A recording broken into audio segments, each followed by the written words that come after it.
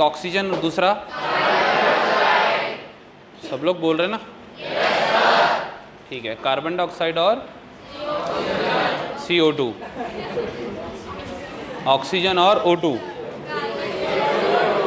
Carbon dioxide and oxygen.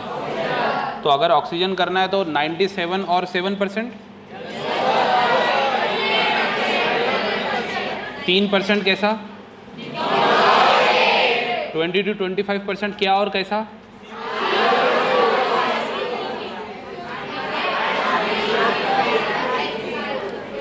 ठीक है ठीक है ठीक है ठीक है, बस शांत।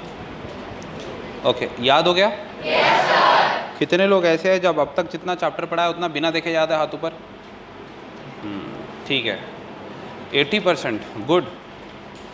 तो देखो, सिंपल सी कहानी है, जो सही तरीके से लिखेगा उसको पूरा याद होगा। अब इमेजिन करो जैसे हम पढ़ रहे हैं और डेली का डेली सब याद हो रहा है। अगर ऐसा 2 साल चला तो फिर कितना ही टफ पेपर आ जाए। मतलब देखो, सुनो मेरी बात, आप में से कुछ लोग ज़रूर होंगे, बिकॉज हर बैच में कुछ लोग हर साल ज़रूर होते हैं। जब से पढ़ा रहा हूँ तब से हर बैच में कुछ लोग रेगुलर मेहनत करने वाले होते हैं, और वो लोग लिटरली ऐसे सोचते हैं कि काश पेपर डिफ़िकल्ट आए, क्योंकि उनको पता है उनकी पढ़ाई हो गई, उनके पास कॉन्फिडेंस है। नॉर्मल पेपर निकालो तो उनके वैसे ही 350 तो ऐसे ही आ जाते हैं, 360 आ जाते हैं। बोलते सर थोड़ा डिफ़िकल्ट पेपर निकालो। ये कब होगा? जब अपनी लेवल बनेगी तभी होगा ना। अब उसमें देखो 2-3 चीज़ें हैं। जैसे कि मेरे पास में कुछ लोग पहले आए, कुछ लड़के भी आए थे, है ना, कुछ लड़कियां भी। तो उसमें क्या हुआ, DSP में आए कि सर ये नहीं आता। ठीक है, ये सब कुछ सीखने के लिए बोल रहा हूँ मैं, ठीक है। और वो लोग एग्जाम्पल बने, इसलिए समझा रहा हूँ। इधर देखो, अच्छा एग्जाम्पल है इसलिए समझा रहा हूँ। नाम याद होता तो मैं नाम भी बता देता। तो सुनो, पहले आएगी सर ये आता ही नहीं, थोड़ा समझा दो। मैंने कहा कहाँ लिखे? सर लिखे घर पे या फिर उधर रखा हुआ है। मैं कहा लेके आओ। एक लड़का तो घर पे गया था, लेके आता सर, बोले अगले दिन लाया। तो प्रोसेस स्लो हो गई। मैं कहा ठीक है, कैसे लिखा? ऐसे। बेटा मैं कहा गलत लिखा, एक बार फिर से चेक करो मैंने कैसे लिख के दिया था। तो मैंने क्रॉस किया, वो वापस गया, वो लोग वापस गए, फिर लिख के लाए। मैं कहा फिर गलत है बेटा, फिर वापस लिख के अच्छे से चेक करो जाके। वो वापस गए, फिर लिख के लाए। अब उसमें कुछ ना कुछ कमी रह रही थी, ये वजह से उनको नहीं समझ रहा था। अब मैं जैसे पढ़ा रहा हूँ एग्जैक्टली वैसा का वैसा तुमने कॉपी करना है उसको। और कॉपी करने के बाद बहुत लोगों को प्रॉब्लम आ रही थी कि सर क्या करना है। ठीक है, कॉपी करने के बाद NCERT निकालना है। NCERT निकालने के बाद एक लाइन NCERT की पढ़नी है, उसको यहाँ ढूंढना है। फॉर एग्जाम्पल, अब मैं स्टूडेंट हूँ, मैं दानिश सर का क्लास लेके ये नोट्स जो दिए थे क्लास में वो लिख कर अब बैठ गया, देख के लिखा एक बार, अब बैठ गया। अब मैं पढ़ रहा हूँ haemoglobin is a red colour iron containing pigment. यहाँ दिख रहा क्या? हो नहीं दिख रहा। बेटा ये जिसका होमवर्क है ना, उसने नहीं लिखा है। ये जिसका होमवर्क है इसने भी नहीं लिखा, ये जिसका होमवर्क है इसने भी नहीं लिखा, इसने भी नहीं लिखा, ये जिसका होमवर्क है इसने भी नहीं लिखा, इसने भी नहीं लिखा, इसने भी लिखा। कुछ लोगों ने लिखा होगा, मैं सिर्फ समझा रहा हूँ कि क्या कम पढ़ रहा है। जब मैंने पहली लाइन पढ़ा कि भाई एक पिगमेंट का नाम आयन कंटेनिंग, उसके अंदर आयन है, मतलब लोहा है, आयन है, और उसमें वो पिगमेंट है, वो रेड कलर का होता है, वो RBC के अंदर होता है, ये सब लिखना था। क्या यहाँ लिखा हुआ है?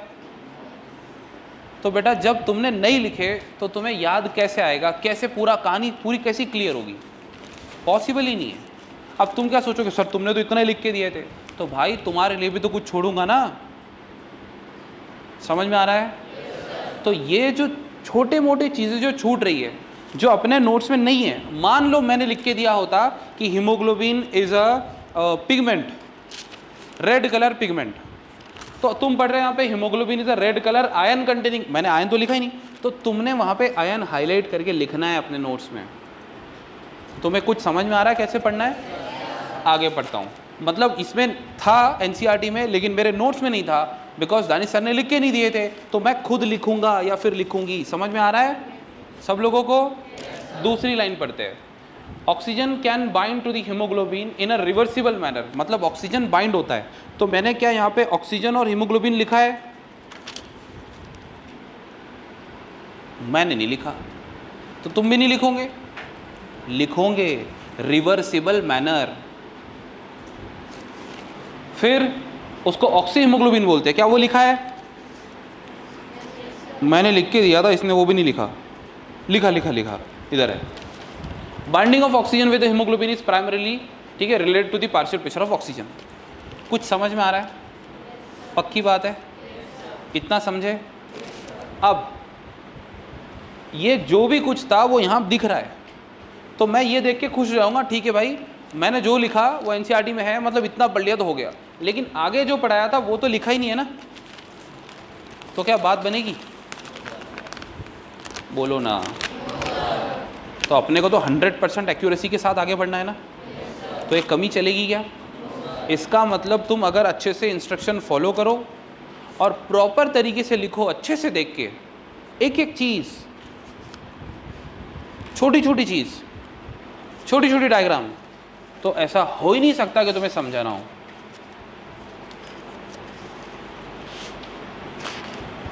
और अगर फिर भी समझ में नहीं आ रहा है कि कहाँ गलती हो रही है, मेरे से पूछो, मैं बताता हूँ। समझे? पक्का? ओके।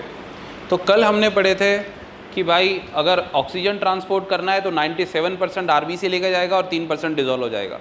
CO2 ट्रांसपोर्ट करना है तो 20 to 25% आरबीसी लेके जाएगा और 70% बाइकार्बोनेट के फॉर्म में जाएगा। अब सर बाइकार्बोनेट क्या है बेटा? वो पढ़ने का बाकी है, पूरी प्रोसेस पढ़ेंगे, टाइम है उसको, और फिर बाकी 7% डिजोल्व हो जाएगा। तो एक एक करके पढ़ना है ना, तो पहले क्या पढ़ेंगे? बहुत बढ़िया। तो फिर मैंने तुमसे एक सवाल पूछा था, बताओ कि हीमोग्लोबिन को पता कैसे चल रहा है कि लंग्स से ऑक्सीजन लेना है और टिश्यू को जाकर दे देना है? तो जहां पार्शियल प्रेशर ऑफ ऑक्सीजन ज़्यादा है वहां से ऑक्सीजन ले लेगा हीमोग्लोबिन, और जहां पार्शियल प्रेशर ऑफ ऑक्सीजन कम है, CO2 ज़्यादा है, वहां पे ऑक्सीजन को देकर CO2 ले लेगा। समझा? अब CO2 लेकर लंग्स की तरफ जाते हैं, तो चलो हीमोग्लोबिन CO2 लेकर कहाँ जा रहा है? लंग्स की तरफ। अब जैसे ही लंग्स में पहुंचा तो लंग्स में ज़्यादा क्या है? सिंपल। समझा? ये क्लियर है? ओके, ठीक है। अब सबसे पहले हम लिखेंगे, बोलो हेडिंग क्या लिखूं? Transport of oxygen. ठीक है, ट्रांसपोर्ट ऑफ ऑक्सीजन पढ़ेंगे हम पहले, ठीक है? O2।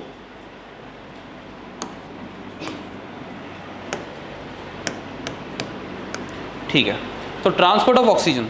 अब ट्रांसपोर्ट ऑफ ऑक्सीजन के अंदर एक पिगमेंट है जिसका नाम, बोलो, हीमोग्लोबिन के अंदर क्या होता है?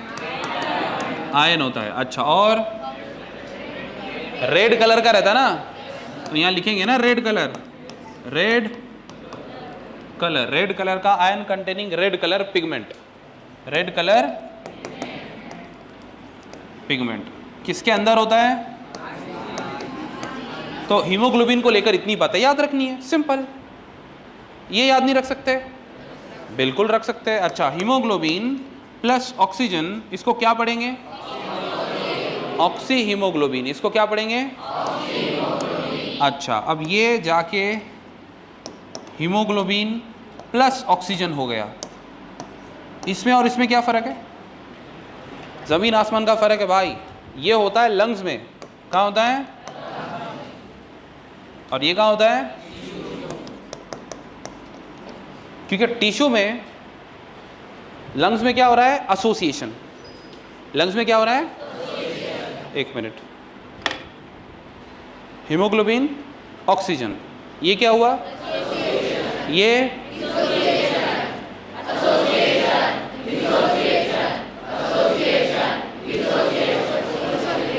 समझ गए? अब देखो, तो मैं यहाँ लिख देता हूँ कि भाई लंग्स में जब होगा तो ये आपस में जुड़ जाएंगे, तो क्या होगा?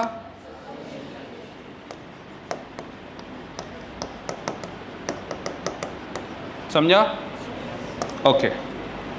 और ये मतलब टिश्यू में क्या होता है? बोलो, डिसोसिएशन। डिसोसिएशन मतलब अलग हो जाना और एसोसिएशन मतलब आपस में मिल जाना। समझा सबको? ओके, तो बताओ क्या हीमोग्लोबिन और ऑक्सीजन एसोसिएट हो गए? क्या हीमोग्लोबिन और ऑक्सीजन डिसोसिएट हो गए? ये कहाँ होगा? ये कहाँ होगा?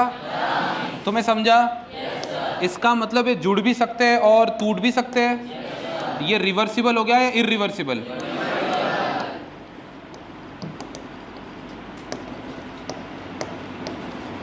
रिवर्सिबल।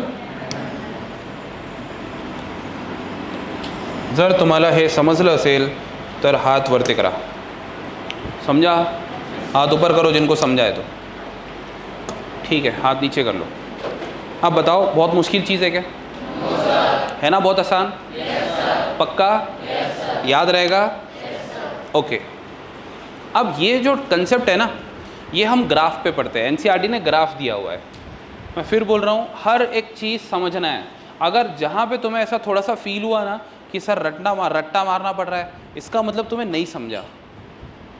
तुम्हें ऑटोमेटिकली समझेगा। फॉर एग्जाम्पल, तुम खाना क्यों खाते हो? भूख लगती है। भूख क्यों लगती है? बिकॉज बॉडी में एनर्जी की कमी है। मतलब कोई ना कोई वजह है ना हर चीज़ की। बोलो ना भाई। अब चश्मा क्यों पहनते हो? भाई सर दुखता है इसलिए चश्मा पहनता हूँ। समझ में आ रहा है? अच्छा।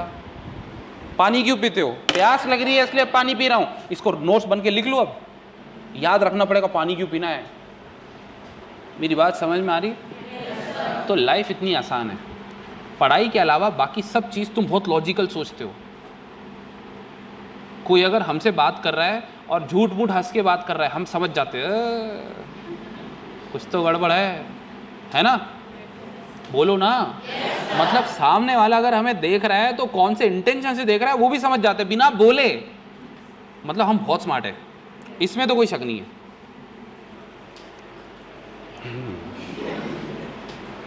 अब तुम्हें सब समझ रहा है तो जस्ट इमेजिन, तो फिर बायोलॉजी क्यों नहीं समझ रहा भाई? क्योंकि वहाँ पे अपना दिमाग बंद कर देते तुम सोचते ही नहीं। तुम सोचो ना, जैसे मैंने तुम्हें सवाल पूछा कि यार ये हीमोग्लोबिन को पता कैसे चलता है कि कब एसोसिएट होना है, कब डिसोसिएट होना है। समझा गया? इसीलिए हम बायोलॉजी को समझने के लिए एक सवाल उठाते हैं, एक question. So with the help of that particular question we tend to understand the meaning, why, the reason why this is all happening in our body. समझ आ रहा है? पक्का? तो जैसे मैं पढ़ा रहा हूँ तुमने वैसे ही पढ़ के रिवीजन करनी है। क्या सब लोग कर रहे हैं? पक्का? तो बताओ भाई, जब मान लो जैसे टेस्ट कब है? 11 को है ना? तो कितने लोगों के 360 आएंगे? अब देखो हाँ फ़र्क, मैं फ़र्क समझाता हूँ। हाथ नीचे कर लो।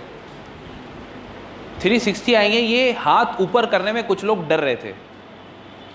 पता है वो कौन लोग हैं? जिनको पता है कि उनसे उतनी मेहनत नहीं हो सकती। और जो लोग ज़िद्दी लोग रहते हैं ना कि क्यों नहीं हो सकती, हम करके दिखाएंगे। और अगर नहीं समझा तो सर से पूछेंगे, फिर भी नहीं समझा तो फिर पूछेंगे। मेरी बात समझ में आ रही है? तो ये दो अलग अलग मेंटालिटी है। और फिर थोड़ी देर सोचने के बाद हाथ ऊपर करे, फिर कोई तूने मैं भी करे। तो ये नहीं होना चाहिए। तुम्हें डॉक्टर बनना है। तुम्हारे आसपास क्लासमेट्स तुम्हारे कॉम्पिटिटर है। अगर मैं एक मेडिकल सीट है बोलूँ मेरे पास, तो तुम सब लोग बोलोगे कि सर हमें दे दो। अब स्टूडेंट तो सारे हैं, सब एक समान है, तो फिर किसको दूंगा मैं? जिसके सबसे ज़्यादा अच्छे मार्क्स आएंगे। वही गवर्नमेंट कर रही है। देखो एक सिंपल सी बात बताता हूँ। अब रिपीटर है, अब बेचारे बहुत परेशान हो रहे हैं, बहुत डिफ़िकल्ट पेपर आ गया, ऐसे हो गया वैसे हो गया। मैं बोल रहा हूँ मेडिकल सीट कितनी है? 1.25 लाख। सही बात है? 1 लाख पकड़ते हैं, 1 लाख मेडिकल सीट है। तो क्या मेडिकल सीट बढ़ जाएगी? क्या मेडिकल सीट कम हो जाएगी? अगर तुमने सही में बहुत अच्छे से मेहनत करी होती तो क्या होता? कम मार्क्स में भी तुम्हारा सिलेक्शन हो जाना है, क्योंकि ज़्यादा किसी के आए नहीं, बिकॉज टफ पेपर था। और अगर ज़्यादा भी आ जाते, इजी पेपर होता, तो तब भी नहीं होता। इस साल रिपीटर बैच में इस साल जो एग्ज़ाम दिए ना, 550, 580 वाले भी बच्चे थे। और स्टार्टिंग में जब बैच स्टार्ट हुई थी तो 605 वाले भी स्टूडेंट थे, बाद में उनका नंबर लग गया तो चले गए थे। तो बोलने का मतलब ये है, तो पहले से माइंडसेट बना के रखो कि अपने को बहुत पढ़ना है, हर चीज़ समझनी है, चाहे जितनी मेहनत लगे उतनी मेहनत लगेंगे, करेंगे हम। समझा गया? अब देखो कुछ स्टूडेंट ऐसे हैं जिनको बोला भाई मैंने तुमने गलत लिखे फिर से लिख के लाओ, वो लिख कर लाए। अब कुछ डरपोक ऐसे भी है जिनको बोला कि वापस लिख के लाओ, वो कभी आए नहीं। उन्होंने सोचा छोड़ना यार, इसके पास गए तो लिखने का ही बोलता है। तो बेटा वही तो प्रोसीजर है ना।